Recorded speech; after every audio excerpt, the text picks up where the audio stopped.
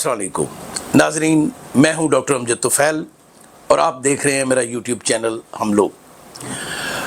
अपने इस प्रोग्राम में हम आपको मौजूदा हालात पर भी मालूमात फराहम करते हैं और आज की हमारी दुनिया जो है ये एक ऐसी दुनिया है जिसमें वाक़यात बहुत तेज़ी से रूनुमा हो रहे हैं। अभी एक वाक़े के ऊपर इंसान अपना रद्द-ए-अमल बना रहा होता है तो दुनिया एक दूसरे वाक़े से दो चार हो जाती है।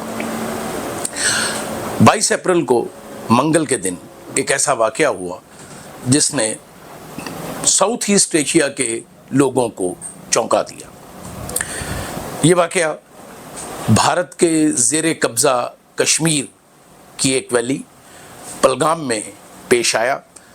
पहलगाम से चंद किलोमीटर दूर एक वैली है जिसमें सयाह जो हैं वो हाइकिंग के ज़रिए या पैदल जाते हैं। बहुत उम्दा जगह है, सीनरी है, पानी है, जो भी पहाड़ी इलाकों की खूबसूरती होती है वो उसमें मौजूद है। और एक और अहम बात कि ये उस यात्रा का बेस कैंप बनती है जो हिंदू जून के महीने में करते हैं।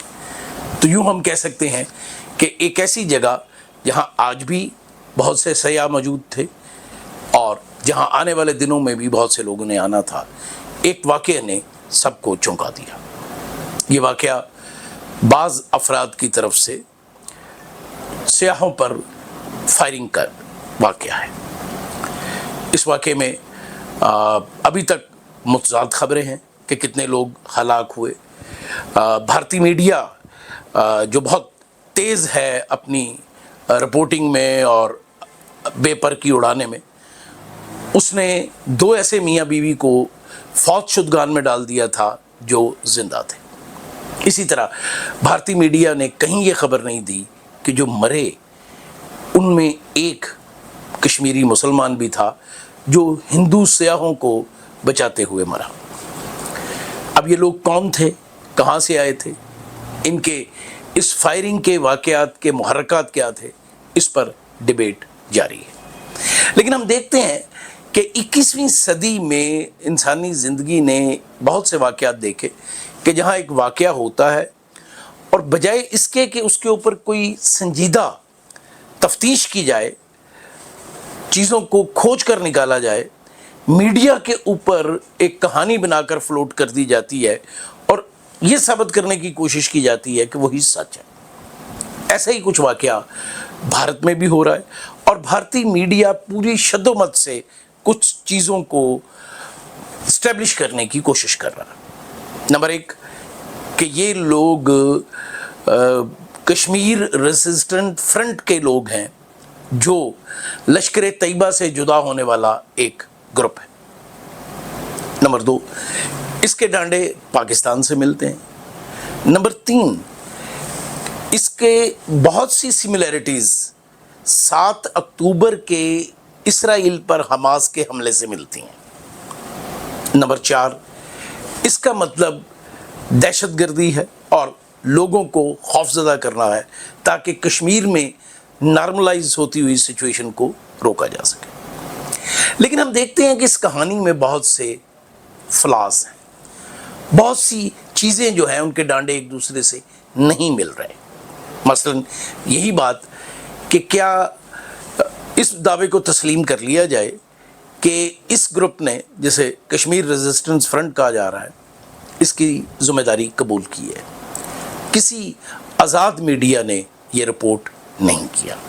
हमने गुज़श्ता 2 दिनों में fox news, Al Jazeera, BBC और दूसरे इंटरनेशनल चैनल्स पे दी जाने वाली कवरेज को भी देखा है, लेकिन किसी जगह ये बात नज़र नहीं आती कि वो जो लोग हैं जो वहाँ मौजूद हैं, जिनकी शहादतें भी आई हैं और चूँकि इंडियन आर्मी ने मना किया है वहाँ मौजूद लोगों को किसी भी किस्म के मीडिया कांटेक्ट से, इसलिए वो जब कोई बात करते हैं तो वो कहते हैं आपने हमारा नाम जाहिर नहीं करना। अब हम देखते हैं कि पहलगाम वैली का ये इलाका जो है ये लाइन ऑफ कंट्रोल से कोई 210 किलोमीटर के फासले पे है। पहाड़ी रास्ता है। अगर अच्छा व्हीकल आपके पास है तो आपका ट्रैवलिंग टाइम कोई 5 घंटे का है। اتنے وسیع علاقے پہ 5 6 یا 7 جتنے لوگ کلیم کیا جا رہا ہے ان کی پینیٹریشن ہوئی، اور انڈین فوج اور ایجنسیاں، اور ہم جانتے ہیں کہ انڈیا کی اتنی بڑی فوج کشمیر کے اندر پیراملٹری ٹروپس موجود ہے کہ 7 کشمیریوں کے اوپر ایک بھارتی سیکیورٹی اداروں کا فرد ہے۔ یہ بات کسی کو نظر نہیں آئی۔ پھر یہ کہا گیا کہ اس حملے میں جو اسلحہ استعمال کیا گیا ہے اس میں ایک خاص طرح کی رائفل جو امریکن فوج استعمال کرتی تھی اور جاتے ہوئے افغانستان میں چھوڑ گئی ہے اس کو استعمال کیا گیا ہے۔ دلچسپ بات یہ ہے کہ یہ وہی رائفل ہے جو پاکستان کے بلوچستان میں جعفر ایکسپریس پر ہونے والے حملے میں بھی ملی تھی۔ تو کیا اس کا مطلب یہ ہے کہ یہ دونوں حملے پلان کرنے والا کوئی ایک ہی فرد یا ایجنسی ہے؟ اور ہم جانتے ہیں کہ جعفر ایکسپریس پر جو حملہ ہوا اس کے ڈانڈے واضح طور پر بھارتی ایجنسیوں سے مل رہے تھے۔ پھر یہ بات کہ بھارت اس طرح کے آپریشن کرنے اور فلیگ شپ آپریشن کے ذریعے پاکستان کو بدنام کرنے کی واقعات میں ماضی میں بھی ملوث رہا ہے۔ بہت زیادہ نہیں، 2 واقعات کو میں آپ کے سامنے رکھنا چاہتا ہوں، آپ کی یادداشت میں تازہ کرنا چاہتا ہوں۔ ایک سمجھوتا ایکسپریس جو بھارت اور پاکستان کے درمیان چلتی ہے، وہ مشرقی پنجاب میں اس پر حملہ ہوا۔ کہا گیا کہ جی یہ کسی ایسے گروپ کی کارروائی تھی جسے پاکستانی ایجنسیوں نے بھیجا تھا، لیکن خود جب بھارتی ایجنسیوں نے تفتیش کی تو پتہ چلا کہ یہ حملہ بھارتی ملٹری کے ریٹائرڈ پرسنلز جو RSS اور BJP کے انتہا پسند ایجنڈے پر چل رہے تھے، یہ ان کا کام تھا۔ یہ تفتیش ہم نے نہیں کی تھی، یہ خود بھارت کی ایجنسیوں نے کی تھی۔ پھر آج سے چند سال پہلے کشمیر میں غیر ملکی سیاحوں پر ایک اٹیک ہوا تھا اور کہا گیا کہ یہ کوئی الفرقان نام کی تنظیم ہے جس نے یہ اٹیک کیا ہے۔ اس وقت بھی اس کے بارے میں ڈاؤٹس تھے کہ یہ کون لوگ ہیں۔ بعد میں 2 غیر ملکی صحافیوں نے ایک کتاب لکھی اور اس کتاب میں اس کا پول کھولا کہ یہ واقعہ خود بھارتی ایجنسیوں نے کیا تھا، پلان کیا تھا، ایگزیکیوٹ کیا تھا، اور اس کا مقصد پاکستان کو بدنام کرنا تھا۔ اب بھی ہم دیکھتے ہیں کہ بھارتی میڈیا پوری شدومت سے یہ اسٹیبلش کرنے کی کوشش کر رہا ہے، لیکن کسی طرح کا کوئی ایویڈنس پیش کرنے کے قابل نہیں ہے۔ تو سوال یہ پیدا ہوتا ہے کہ بغیر کسی شہادت کے آپ کسی دوسرے ملک پر الزام کیسے لگا سکتے ہیں؟ پھر ہم نے دیکھا کہ پاکستان کے تمام میڈیا نے اسے ایک المیہ قرار دیا، انسانی جانوں کے ضیاع پر افسوس کا اظہار کیا، پاکستان کی حکومت نے بھی یہ کیا۔ لیکن ہم جانتے ہیں کہ چند دن پہلے جب پاکستان کی جعفر ایکسپریس پر حملہ ہوا تھا جس میں فوجی اور سویلین شہید ہوئے تھے، تو بھارتی میڈیا نے کیسا جشن منایا تھا، کیسے لہک لہک کر ترانے گائے تھے، اور پاکستان میں ہونے والے اس واقعات کو کس طرح بڑھا چڑھا کر بیان کیا تھا، اور بہت سے پاکستان مخالف لوگوں کو ان کا چہرہ بلیک کر کے دکھایا تھا تاکہ ان کی آئیڈینٹی چھپائی جا کر سکے۔ یہ کون لوگ تھے جن کے کانٹیکٹ بھارتی میڈیا اینکر پرسنز کے پاس تھے؟ یہ وہی لوگ ہیں جو بھارتی ایجنسیوں کے کانٹیکٹ میں تھے، انہوں نے ہی یہ کانٹیکٹ بھارتی میڈیا کے اینکرز تک پہنچائے تھے اور پھر اسکائپس پر ان کے انٹرویو کیے گئے۔ پاکستانی میڈیا نے ایسا کوئی کام نہیں کیا، اس لیے کہ پاکستان جانتا ہے کہ جب لوگوں پر قاتلانہ حملہ ہوتا ہے، لوگوں کی شہادتیں ہوتی ہیں، اموات ہوتی ہیں، تو وہ دکھ کیا ہوتا ہے۔ لیکن بھارت کا فلاسفہ، بھارت کا آپریشن، جیلی حملوں کی کاروائیاں جو وہ کرتا ہے تاکہ دنیا کو بتا سکے کہ وہ ایک مظلوم ملک ہے، اور ایسا اس وقت کیا جاتا ہے جب یا تو کوئی اہم شخصیت بھارت کے دورے پہ آ رہی ہوتی ہے یا خود بھارتی وزیر اعظم کسی اہم دورے پر گئے ہوتے ہیں۔ تو اب آپ دیکھیے، امریکہ کے وائس پریزیڈنٹ اپنی بیوی اور بچوں کے ساتھ بھارت میں مقیم تھے، سیر کے لیے آئے تھے، سیاسی وزٹ بھی تھا۔ خود بھارتی وزیر اعظم سعودی عرب میں موجود تھے اسٹریٹجک ڈائلاگ کے لیے، اور بھی بہت سے واقعات ہمارے ارد گرد ہو رہے تھے۔ تو ان سب کو کیپٹلائز کرنے کے لیے لگتا ہے کہ یہ واقعہ کیا گیا ہے۔ اب یہاں ایک سوال پیدا ہوتا ہے کہ اس واقعے کے ڈانڈے حماس کے 7 اکتوبر کے حملوں سے کیوں ملائے جا رہے ہیں؟ تو سوال تو بڑا سادہ ہے کہ یہ صرف اور صرف زائنسٹ لابی کی ہمدردیاں حاصل کرنے کے لیے ہیں، تاکہ اس کا جو اثر و رسوخ ہے اس کو استعمال کیا جا سکے، بھارت امریکہ سے مفادات اٹھا سکے، اور وہ جو ٹریڈ سینکشنز ٹرمپ بھارت پر لگا رہا ہے، ٹیرف لگا رہا ہے، اس سے بچا جا سکے۔ تو آپ دیکھیے کہ کس صفائی سے ایک پنتھ اور کئی کوچ کیے جا رہے ہیں، ایک تیر سے کئی نشانے لگائے جا رہے ہیں۔ اب بھارتی میڈیا کھل کر ایک بات کر رہا ہے کہ جناب یہ اصل میں بلوچستان میں ہونے والی دہشت گردی کی واقعات کا ریبٹل ہے۔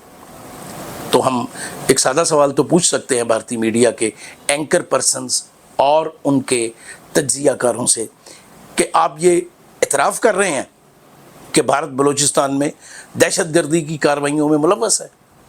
اور اگر آپ یہ اعتراف کر رہے ہیں تو پھر آپ یہ سوچئے کہ آپ کتنا بڑا بین الاقوامی جرم کرنے کا اعتراف کر رہے ہیں۔ اسی طرح ہم دیکھتے ہیں کہ اس واقعے کے فوراً بعد بھارتی میڈیا پر ایک سیلاب آیا، ایک اوورال ہاہکار مچی، اور کہا گیا کہ پاکستان پر اٹیک کرنا چاہیے، اس کا جواب دینا چاہیے، اس میں یوں کرنا چاہیے، وہ کرنا چاہیے۔ لیکن میرا خیال ہے کہ یہ بات جوش سے کرنے کی نہیں، یہ وقت ہوش سے کام لینے کا ہے۔ آپ کیا سمجھتے ہیں کہ آپ پاکستان پر حملہ کریں گے تو پاکستان خاموش رہے گا، وہ آپ کو جواب نہیں دے گا؟ اور کیا اس کے نتیجے میں یہ پورا خطہ ایک بڑی تباہی سے دوچار نہیں ہوگا؟ اور پھر ایک بہت ہی اہم نقطہ جس کو اب رفتہ رفتہ سامنے لایا جا رہا ہے، وہ نقطہ یہ ہے کہ اس حملے کی آڑ میں سنتاس معاہدے کو معطل کرنا۔ اب ہم جانتے ہیں کہ سنتاس معاہدہ جو ہے یہ 1960 کی دہائی میں کیا گیا تھا، اور اس معاہدے کی روح سے 3 مشرقی دریا بھارت استعمال کرتا ہے اور 3 مغربی دریا پاکستان استعمال کرتا ہے۔ مغربی دریاؤں کا کچھ پانی انڈیا استعمال کر سکتا ہے، اور اس کے اوپر پچھلے کافی عرصے سے ڈسپیوٹ چلا آ رہا ہے۔ بھارت کچھ ایسے ڈیم بنا چکا ہے یا بنانے کا ارادہ رکھتا ہے جو سنتاس معاہدے کی خلاف ورزی ہے۔ سنتاس معاہدہ نہرو کے درمیان اور ایوب خان کے درمیان ہوا تھا۔ ورلڈ بینک اس کا کسٹوڈین ہے اور دیگر عالمی ادارے بھی اس میں شامل ہیں، تو اس کو ایک تو یک طرفہ طور پر نل اینڈ وائڈ نہیں کیا جا سکتا، اور اگر کیا جا رہا ہے تو اس کا مطلب ہے کہ بھارت ایک اپنی پرانی چال کو نیا سیاسی لبادہ پہنانے کی کوشش کر رہا ہے۔ یہ گرمیوں کا سیزن ہے، بساکھ ہے، جس میں دریاؤں کا پانی بڑھتا ہے، برف پگھلتی ہے اور بہاؤ میں اضافہ ہوتا ہے۔ تو اس کا مطلب ہے اس بار بھارت پوری طور پر پاکستان کے 3 دریاؤں کو کم سے کم خشک کرنا چاہتا ہے اور باقی دریاؤں کا پانی بھی روکنا چاہتا ہے۔ اگر ایسا ہے تو پاکستان نے بہت واضح جواب دیا ہے کہ پانی روکنے کی کوئی بھی کارروائی پاکستان پر حملہ شمار کی جائے گی۔ دونوں طرح کے سفارتی عملہ جو ہے وہ اپنے اپنے ملک جانے کی تیاری کر رہا ہے۔ سفارتی تعلقات لوسٹ لو پر آ گئے ہیں۔ بھارت میں مقیم پاکستانیوں کو کہا گیا ہے کہ وہ 48 گھنٹے میں بھارت چھوڑ دیں۔ پاکستان نے بھی تمام ویزا پہ پابندی لگا دی ہے سوائے سکھ یاتریوں کے، اور ایسے لگتا ہے کہ یہ خطہ ایک بار پھر کسی بڑی ٹینشن کی طرف جا رہا ہے۔ لیکن بھارت کے نیتاؤں کو یہ بات یاد رکھنی چاہیے کہ کسی بھی طرح کا ایڈونچر اس خطے میں بڑی تباہی لا سکتا ہے۔ باتیں مذاکرات سے ہی ہوتی ہیں، 2 طرفہ بات چیت سے مسائل کا حل نکلتا ہے، اور پھر یہ بھی یاد رکھیے کہ بڑی بڑی جنگیں جو ہیں ان کا اختتام بھی مذاکرات پر ہوتا ہے۔ ایک غلط فہمی جس کا شاید بھارتی نیتا شکار ہیں وہ پاکستان کا سیاسی انتشار ہے جو پچھلے کچھ عرصے سے بہت نمایاں ہے۔ اگر وہ یہ سمجھتے ہیں کہ پاکستانی قوم ڈیوائیڈڈ ہے اور اس وقت اس کو پریشرائز کیا جا سکتا ہے تو وہ غلط فہمی کا شکار ہے۔ ہمارے اپنے اختلافات ہو سکتے ہیں، ہمیں اپنے اداروں سے اختلاف بھی ہو سکتا ہے ان کے کسی فیصلے سے، ہم اپنی پولیٹیکل ول میں ایک دوسرے پر اعتراضات بھی کر سکتے ہیں، لیکن بطور پاکستانی ہم ایک ہیں۔ اور جب ہمارے ملک کی سالمیت پہ کوئی بات آئے گی تو پھر ہم انڈیویجولی نہیں سوچیں گے، ہم پاکستانی ہو کر سوچیں گے، اور ہم سب کا رسپانس پاکستانیوں کا رسپانس ہوگا، اور یہ رسپانس بھارتی نیتاؤں کو مدتوں یاد رہے گا۔